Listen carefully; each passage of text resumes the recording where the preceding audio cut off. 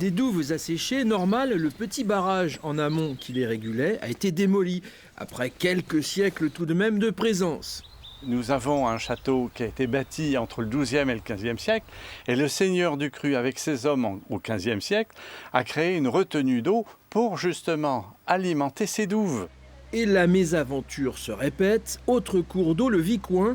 Ici, les démolitions d'ouvrages n'ont pas tardé.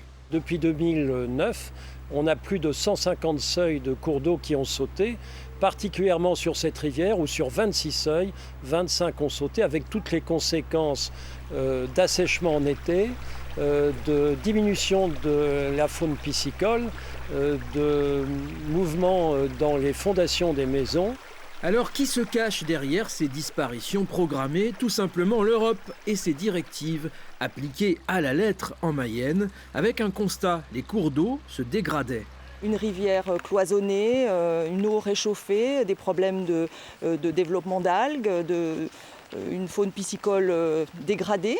Et puis un problème aussi d'entretien d'un certain nombre de seuils, de barrages, de clapets. Mais ce propriétaire de moulin qui a accepté la destruction de son barrage constate vite les dégâts. En hiver, des crues express et en été, un déficit d'eau flagrant.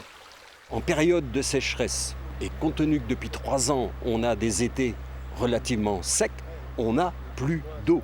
Si vous continuez, vous verrez, il n'y a plus d'eau. Pourtant, le dossier divise, car il y a aussi des riverains heureux. Il y a des libellules, des hérons, et c'est vrai ce que je vous dis. Les iris, les nénuphars, oui, c'est différent. Et puis le bruit, moi je rêvais de cailloux comme ça. Et avant, c'était comment? Moche, du béton. Des insectes, des batraciens, certes, mais pas de quoi rassurer les pêcheurs. On s'aperçoit qu'on a des variétés de poissons qu'on ne retrouve plus, quoi, hein. Comme la tanche, la carpe, on a des spécimens de carpeaux, hein, c'est-à-dire des petites carpes, mais les grosses carpes qui sont la prisée des pêcheurs pour le fun, on les a plus, quoi, hein. Moins de gros poissons, oui, mais pour l'opérateur qui supprime ces barrages, l'eau sera plus propre et il faudra s'adapter.